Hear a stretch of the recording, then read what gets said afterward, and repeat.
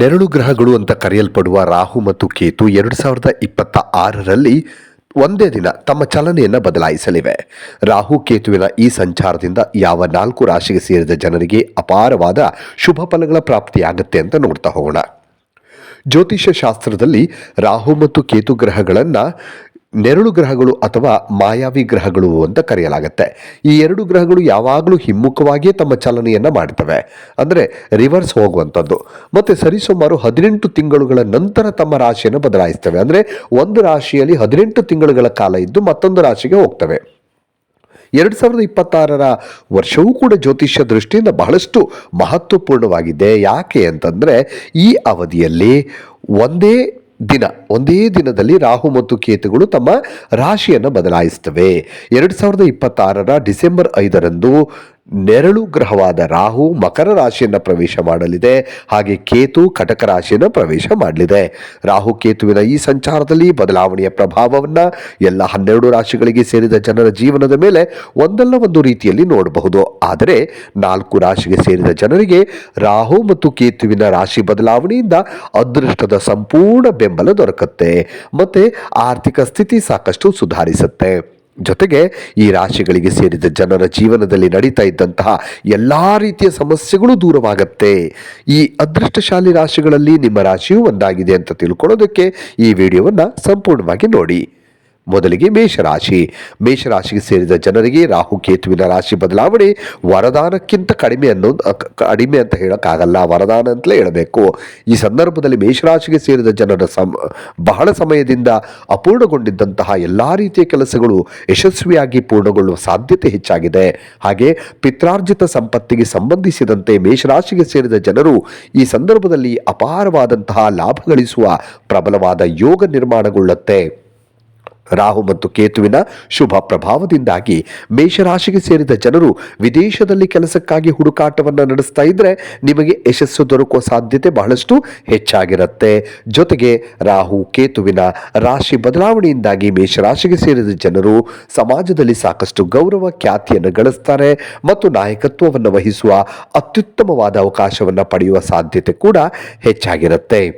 ಇನ್ನು ಮಿಥುನ ರಾಶಿ 2026ರ ವರ್ಷದಲ್ಲಿ ರಾಹು ಕೇತು ಗ್ರಹಗಳು ತಮ್ಮ ರಾಶಿಯನ್ನು ಬದಲಾಯಿಸುವ ಮೂಲಕ ಮಿಥುನ ರಾಶಿಗೆ ಸೇರಿದ ಜನರಿಗೆ ಧನ ಲಾಭಕ್ಕಾಗಿ ಅತ್ಯುತ್ತಮವಾದಂತಹ ಅವಕಾಶಗಳು ಸಿಗ್ತವೆ. ಈ ಸಂದರ್ಭದಲ್ಲಿ ಮಿಥುನ ರಾಶಿಗೆ ಸೇರಿದ ಜನರ ಎಲ್ಲ ರೀತಿಯ ಅಪೂರ್ಣವಾದಂಥ ಕೆಲಸಗಳು ಕೂಡ ಯಶಸ್ವಿಯಾಗಿ ಪೂರ್ಣಗೊಳ್ಳುತ್ತವೆ. ಹಾಗೆ ರಾಹು ಕೇತುವಿನ ಶುಭ ಪ್ರಭಾವದಿಂದ ನ್ಯಾಯಾಲಯಕ್ಕೆ ಸಂಬಂಧಿಸಿದ ಪ್ರಕರಣಗಳಲ್ಲಿ ನೀವು ಸಿಕ್ಕಾಕೊಂಡಿದ್ರೆ ಈ ವರ್ಷ ಅದರಲ್ಲಿ ತೀರ್ಪು ನಿಮ್ಮ ಪರವಾಗಿ ಬರುತ್ತೆ. ಅದರಿಂದ ನೀವು ಸಾಕಷ್ಟು ಸಂತೋಷ ಹೊಂದುತ್ತೀರಿ. ಹಾಗೆ ಮಿಥುನ ರಾಶಿಗೆ ಸೇರಿದ ಜನರ ಸಂಬಂಧಗಳು ಈ ಅವಧಿಯಲ್ಲಿ ಸಾಕಷ್ಟು ಬಲಗೊಳ್ತವೆ.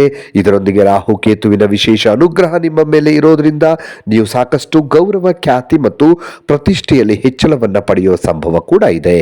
ಇನ್ನು ವೃಶ್ಚಿಕ ರಾಶಿಗೆ ಸೇರಿದ ಜನರಿಗೆ ರಾಹು ಕೇತುವಿನ ರಾಶಿ ಬದಲಾವಣೆಯಿಂದಾಗಿ ನೀವು ಅಂದುಕೊಂಡಂತಹ ಸಾಕಷ್ಟು ಶುಭ ಫಲಗಳ ಪ್ರಾಪ್ತಿಯಾಗುವಂತಹ ಯೋಗ ಈ ಸಂದರ್ಭದಲ್ಲಿ ನಿಮಗೆ ಒದಗಿ ಬರುತ್ತೆ. ಇದರೊಂದಿಗೆ ವೃಶ್ಚಿಕ ರಾಶಿಗೆ ಸೇರಿದ ಎಲ್ಲ ರೀತಿಯ ಶತ್ರುಗಳು ಸೋಲೋದರೊಂದಿಗೆ ಅಂದರೆ ವೃಶ್ಚಿಕ ರಾಶಿಯವರಿಗೆ ಇರುವಂತಹ ಶತ್ರುಗಳು ಇದ್ದಾರೆ, ಎಲ್ಲ ರೀತಿಯ ಶತ್ರುಗಳು ಸೋಲೋದರೊಂದಿಗೆ ನೀವೆಲ್ಲ ಕ್ಷೇತ್ರಗಳಲ್ಲೂ ಕೂಡ ನೀವು ಜಯಗಳಿಸ್ತೀರಿ, ಜಯಶಾಲಿ ಆಗ್ತೀರಿ.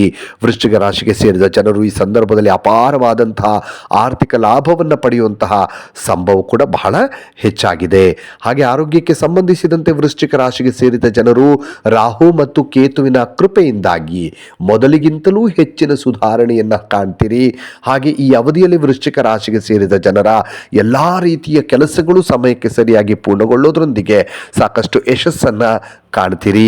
ರಾಹು ಕೇತುವಿನ ಶುಭ ಪ್ರಭಾವದಿಂದಾಗಿ ವೃಶ್ಚಿಕ ರಾಶಿಗೆ ಸೇರಿದ ಜನರು ಆರೋಗ್ಯಕ್ಕೆ ಸಂಬಂಧಿಸಿದಂತೆ ಯಾವುದೇ ರೀತಿಯ ಚಿಂತೆಗೆ ಒಳಗಾಗುವ ಅವಶ್ಯಕತೆ ಈ ಸಂದರ್ಭದಲ್ಲಿ ಇರೋದಿಲ್ಲ.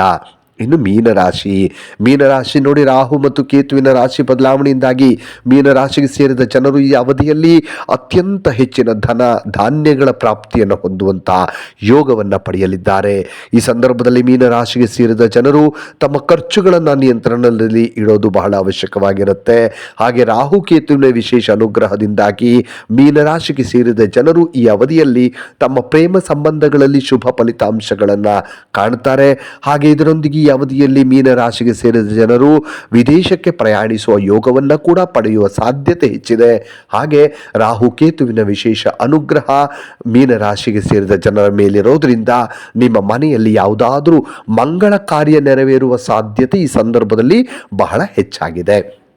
ಈ 4 ರಾಶಿಗಳು ಮೇಷರಾಶಿ, ಮಿಥುನ ರಾಶಿ, ವೃಶ್ಚಿಕ ರಾಶಿ ಮತ್ತು ಮೀನ ರಾಶಿಗೆ ಸೇರಿದ ಜನರಲ್ಲಿ ನಿಮ್ಮ ರಾಶಿಯು ಒಂದಾಗಿದ್ದರೆ 2026 ವರ್ಷದಲ್ಲಿ ರಾಹು ಮತ್ತು ಕೇತು ಗ್ರಹಗಳು ತಮ್ಮ ರಾಶಿಯನ್ನು ಒಟ್ಟಾಗಿ ಒಂದೇ ಸಮಯದಲ್ಲಿ ಬದಲಾಯಿಸುವ ಮೂಲಕ ನಿಮ್ಮ ಬ್ಯಾಂಕ್ ಬ್ಯಾಲೆನ್ಸ್ ಹೆಚ್ಚಾಗೋದರೊಂದಿಗೆ ಆದಾಯ ಜಾಸ್ತಿ ಆಗೋದರೊಂದಿಗೆ ಐಷಾರಾಮಿ ಜೀವನವನ್ನು ನಡೆಸುವ ಅವಕಾಶವನ್ನು ನೀವು ಪಡೆದುಕೊಳ್ತೀರಿ.